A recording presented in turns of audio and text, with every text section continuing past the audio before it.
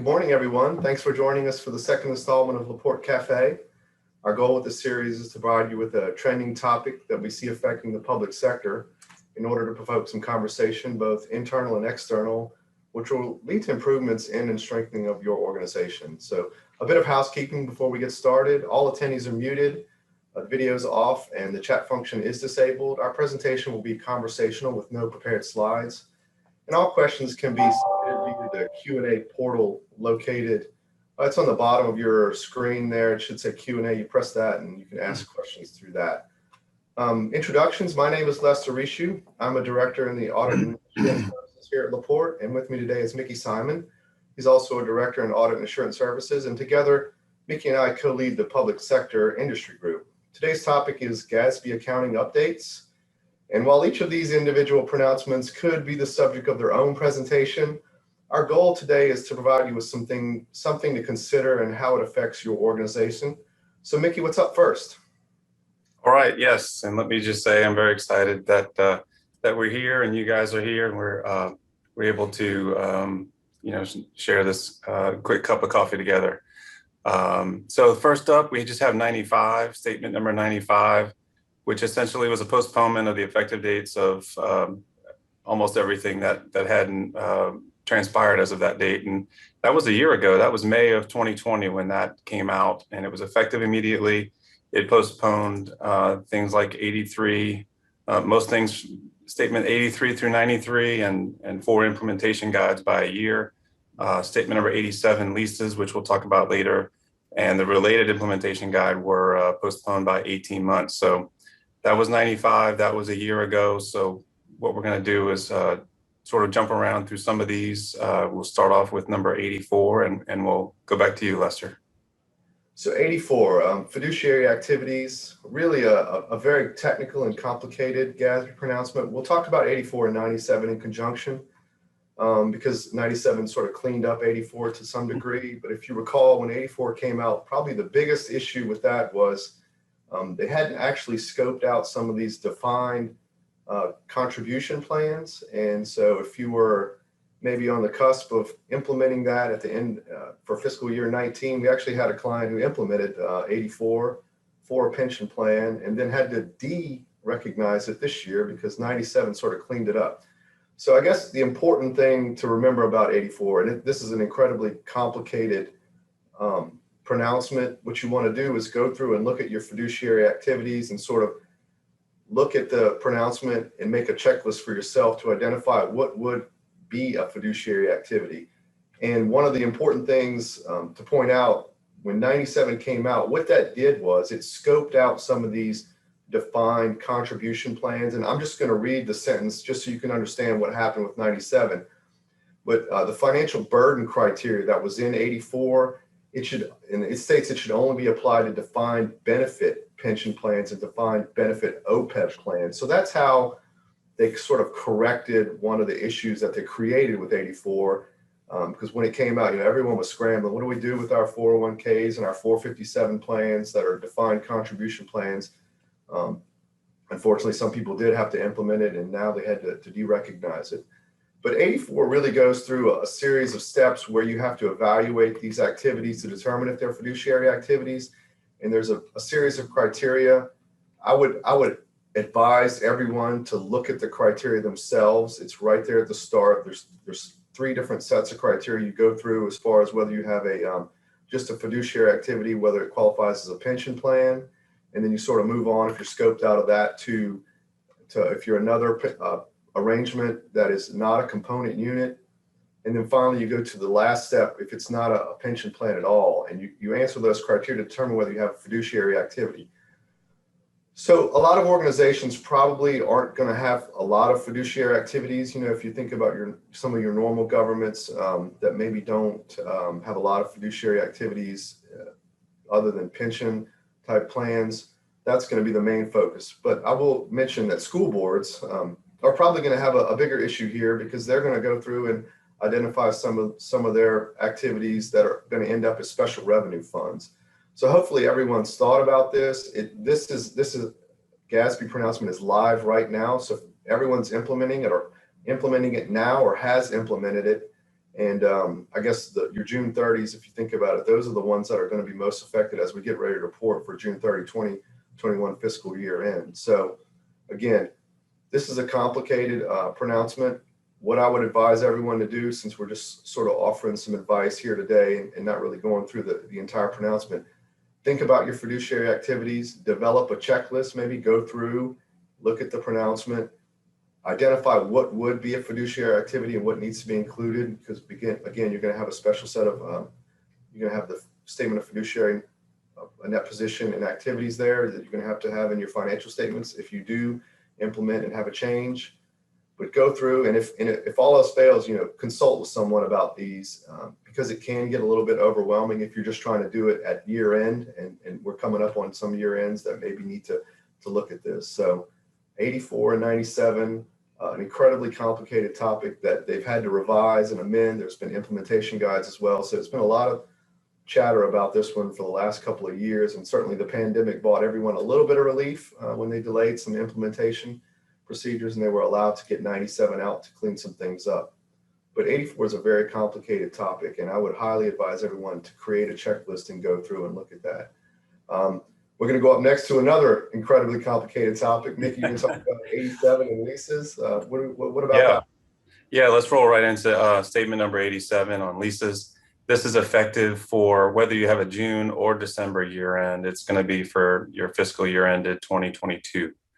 So after 84, you get to full with 87. GASB 87 is providing a single model for lease accounting based on the foundational principle that leases are financing of a right to use, the right to use an underlying asset. This is different from the FASB lease standard, which has two models, but the GASB has given you one. So GASB 87 provides the definition of a lease. It has specifications on the lease term, and that's something that is a little in the weeds to get into for these purposes, but it's something you'll want to go through and look at to see what those lease options are and the likelihood that options will be exercised and so on and so forth. So look at those particulars. An interesting point about GASB 87 is they discuss fiscal fundings and cancellation clauses. So just recognizing that local governments sometimes may have that clause in their leases, that if the money's aren't appropriated the next year, you should take that into account for your lease term. So an interesting point for sure. Your short-term leases are excluded. That's 12 months or less. You would just expense that in your fund financials, as you're doing now. What it covers essentially, or the main premise of it, is for lessees. Lessees should recognize a lease liability that represents the present value of all future lease payments, and then offsetting right of use asset.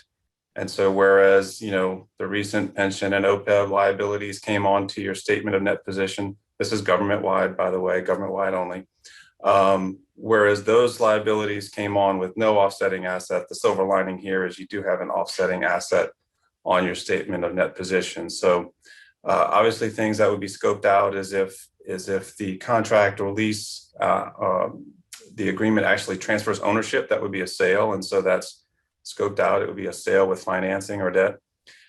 Let's move to the lessor side now. The same types of agreements. What they're wanting the lessors to do is to recognize a lease receivable and a deferred inflow of resources at the commencement of the lease term. So, and of course, on both sides, you will, amortize the assets and liabilities away through those different measurements that are outlined in the lease. Again, it's a little bit in the weeds, but the big thing is at implementation, setting those things up.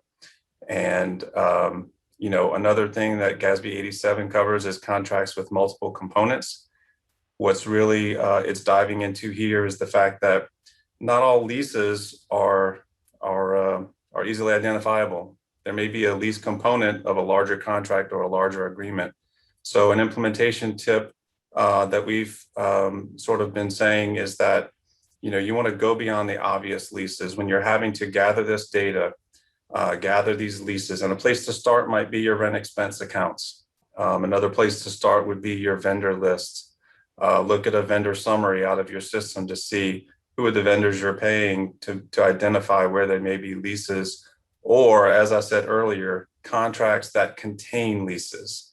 You definitely want to pull those lease aspects out and account for them under this standard. So, I can tell you as the auditor, I'm sure one thing that we're going to be looking at is, since it's a liability, the risk there, as far as misstatements to the financials, the risk is understatement. And so we'll probably be looking at, hey, is your list of leases complete? Did you capture everything? And so that's just our implementation tip for GASB 87, is to make sure that you casting a wide net over leases and any contracts that could contain leases. At one point, referencing back to what Lester said earlier, with school boards and fiduciary activities, since those schools are now coming onto the school board's books and in the form of a special revenue fund and not necessarily classified as fiduciary funds anymore, you would want to go to that activity for leases as well. So especially since that's being implemented first, meaning GASB 84. Okay, 87 also talks about lease modifications and terminations, and also subleases and leaseback transactions, which we don't see a whole ton of, so we won't dive in there. The next GASB that we want to talk about is actually GASB 96. So we're jumping around a little bit, but the reason we're covering 96 in conjunction with 87 is 96 is based on 87 essentially, but it's with subscription-based information technology arrangements. So GASB 96, essentially, and it refers to them as SBITAs, subscription-based information technology arrangements. These are essentially arrangements where you have the right to use another party's information technology software.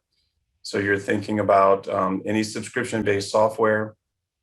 You've got an arrangement there. You've got typically some commitment to use the software in exchange for payments. This is effective for, again, whether your year end is June or December. It's going to be for fiscal year end 2023. So essentially what this is saying, and I mentioned that we're doing it in conjunction with 87 because it's piggybacking there, but essentially you're going to, with those contracts, you're going to follow the lease standard, but of course report them separately under different titles. You'll have the subscription liability on the liability side and the right to use subscription asset on the asset side. So you'll carve those out and not lump them with your other leases. You'll carve those out, but definitely, you'll want to review the standard for the fine points on this. I would imagine at this point in our technological world and environment that, everyone on the call, I'm sure, has a subscription-based information technology arrangement. So definitely one you want to pay attention to. And like I mentioned, kind of dive into the fine points on your own with that one. So that's 96, again, in conjunction with 87. They're very similar. At this point, I'm going to throw it back to Lester to talk about 88. Sure. Up next, we'll talk about a couple of more pronouncements. Not as heavy of topics as the first two. These are a little bit more easy to understand and get your hands around. 88 is about disclosures in debt and direct borrowings and direct placements. And one of the things I want to point out about 88 that maybe folks might overlook, one of the things you're required to disclose is unused lines of credit. Sometimes you can forget about those. If you don't have any draws on it, you might not think to disclose that. But 88 sort of outlines that that's an important element to disclose. And one of the things we noticed, some folks may have a line of credit associated with an investment account. I had a client who, part of one of their large investment accounts, that they were offered a line of credit, and it was embedded in their agreement, and they didn't really know about it. And we dug through it and realized they have an unused line of credit that we had to disclose there. So just be aware that's one of the topics that you're supposed to disclose. And then as far as the heart of the other elements of this one, really this is to kind of streamline and get everyone on the same page about direct borrowings and direct placements. There's never really a defined set of rules about what to do for this. And this sort of just brings it all together. Maybe some folks were already disclosing this information, some weren't, but there was an inconsistency there. So 88 sort of brings it all together, and that one's effective now. It was 95 delayed it to periods after June 15, 2019. So just about everyone should have implemented this one at this point. We'll move on to 89. This one's it's not often that the GASB takes something off of our plate. So this is one of those rare occasions where they actually keep us from make it easier, make our lives easier. And this one's accounting for interest costs during the construction period. And this one takes away recording capitalizing interest costs in business type activities or enterprise funds. So if you think about it, no more capitalized interest costs. We weren't doing it in the governmental activities, and now no longer in the business type or enterprise funds. And this is going to be effective 95 delayed it to periods beginning after December 15th, 2020. So it's starting for just about everyone now or soon to start. And just keep in mind, you could have a little bit of a hiccup there if you have some construction in progress. Maybe you were capitalized some interest costs there. When you implement this, you're just going to cut it off. So you may have it sitting in that CIP, but after that implementation date, you won't have it there anymore. So again, not often the GASB takes something away from us, but they did this time, so they helped us out. Statement number 90, that's about major equity interests. And probably the most important thing to understand here is how to account for if your government organization has an investment in another organization. If you think about it, you have the equity method of investments, right? So if you have a majority interest in that organization, you have to apply the equity method. Maybe some of us in the government world aren't always familiar with the equity method, but it's fairly straightforward. It comes over from the FASB side, but it's defined in this pronouncement as well. And really, just one of the other important elements to remember is whether or not your organization has 100% in the equity method, and whether you will record that as a component unit or not. You might want to. This would affect your presentation a little bit, so I would advise everyone just to run through this one. If you have an investment in another organization, and contact your CPA and just talk about it with them and see how it affects your financials. The next one up is statement number 91. This one's about conduit debt, and probably most folks are familiar with the organization, the LPFA. So that's a major issuer of conduit debt here in Louisiana, and really this one sort of defines the parties involved in conduit debt, who's the obligor, who issues the debt, and how to record that on your books. Obviously, sometimes the issuer doesn't record these bonds on the books. It's really your organization. If you had those issued for you, you would record the debt on your books because you're ultimately responsible for the payments of the principal and interest. You're not really transferring it to that organization. So it gets a little bit tricky in some other elements based on some title arrangements with what you do with the debt, but it's fairly straightforward. I'm guessing most folks were accounting for this correctly. I haven't really seen any variation in practice with a lot of our clients, but supposedly maybe there was some variance in application for this conduit debt. But I think for the most part, around here and in the ones I've looked at and our audit organizations, everyone's doing this one fairly straightforward and consistent. So again, those are some fairly light topics from earlier, but Mickey, what's up next? I think we have 92 and 93. Right, that's right. So 92, this one is called Omnibus 2020 because it just touches on such a miscellaneous, topics that really, since we're really kind of coming up on time, I would just encourage you guys, nothing's groundbreaking in here, but it's just, like I said, a lot of miscellaneous topics with even the effective dates of these are various when you kind of read through it. So I would just encourage you guys to go through and read those. They're mostly just minor tweaks to things that have already been existing. So in the interest of time, we're just going to move right on to 93. This one's a little bit more interesting. Replacement of interbank offered rates. This is about the fact that at the end of 2021, LIBOR and other interbank offered rates are going away, according to sort of worldwide regulators. And so the GASB, the FASB has already dealt with it. The GASB has now dealt with it to say, and this is effective, by the way, for whether your June or December year ends, fiscal year end 2022. But since LIBOR is going away, you just want to look at, do you have any debt or other agreements that reference LIBOR to see if this applies? Most of the application is derivative and hedging instruments, things like interest rate swaps. And if you have any agreements that reference those, I believe those are probably rare in our field or in our industry. You could have leases that reference LIBOR. And so, it's kind of going back to the lease standard, which this will come in at the same time as the lease standard. Essentially what they're saying there is they're giving you a pass that if your lease references LIBOR, which would be like an interest rate, you might see very typical to see your interest rate is variable, it's at LIBOR plus 1.5% or something like that. But if any lease arrangements would have that, they're sort of giving you a pass on that remeasurement that GASB 87 talks about.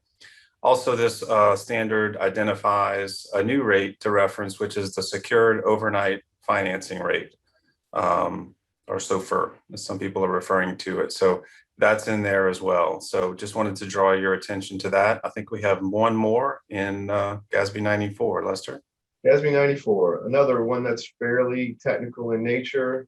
We have a little bit of time. This one's going to be effective for years beginning after June 15th, 2022. So a little bit of time to think about this. And this one deals with your public-private and public-public partnerships and how to record those arrangements. So if you think about it, you may have your organization as a government may have an asset. You would be referred to as the transferor, and you contract with another organization, which would be your operator, where you lease, I shouldn't say lease, that's not the correct term, where you provide them with you convey control of an asset, and they use that to generate revenues to some degree. And it's how to account for that. You're probably familiar with the term service concession arrangement, which they define as one of these, and they use the initials PPP, not to be confused with another PPP that's being thrown around lately. But they use that term. This is service concession arrangements is one of these arrangements, a very specific one type. But really, this one goes into how your organization, as the transferor, would record the asset and any subsequent receivables and deferrals of income that would come from the operator. It's fairly technical. I would advise everyone, if they're entering into one of these contracts, or they have one of these contracts, to go through it and identify the assets, the future revenue streams, the receivables, and what you would defer, and make I've said this a lot, make a checklist and a spreadsheet, but it's always good because ultimately, from an auditor perspective, we want to see those things so we can go through and sort of audit what you've recorded on the books. That wraps up all the GASBs. Mickey, do we have anything on the horizon that we need to think about?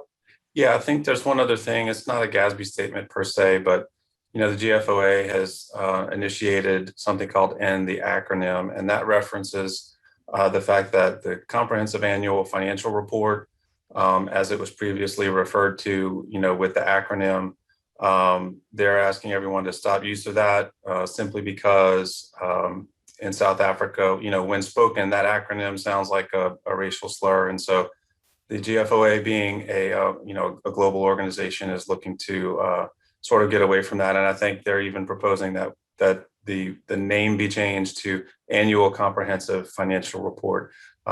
So, for now, just avoiding that acronym altogether. And, well, not for now, but for the foreseeable future, obviously, I think for just ease, I've been calling it the comprehensive. Just it's a mouthful to say all four words, but we just wanted to make you guys aware of that and where that's coming from. And so I think it's good. So questions and answers. Lester, I think we might have a question, huh? Yeah, it looks like we had a question. It referenced, does LaPorte have any software that will help with calculating and implementing the lease standard? And so, yes, there are softwares out there, and I do believe we have one as well, which we have assisted folks with when the FASB implemented the lease standard. We have provided some assistance with that. When I think about this question, I think about first steps to implement the lease standard. I think first and foremost, you have to go through and figure out what you lease. Get all those agreements together, because that would be step number one for us. Would say provide us with all of your contract agreements so we can pull the numbers and actually create the journal entries needed to record that. So, one takeaway from this is, if you haven't thought about it yet, go back to your organization, start gathering up those contracts, those lease agreements, because that's the big one that's on the horizon for everyone is the lease standard, and it's going to have an impact if you do have those leases. So, Mickey, Right. And well, I would just add that, yeah, and I would just add that, the complication, the calculations are complex. So, the software would provide something that, would save you time, especially if you've got a large number of leases. So you definitely, when you get into the leases and you're starting to look at how many you've got there, if it looks quite onerous, you definitely want to consider a software. And there are vendors out there that you can start to look at. I know some of our clients have started to view demos. When you contact the company, they'll do a demo for you, so you can kind of get a feel for how their system works, which ones you may prefer. Or as Lester talked about, LaPorte has one of the softwares that would supposed to be available. So where are we going from here, Lester?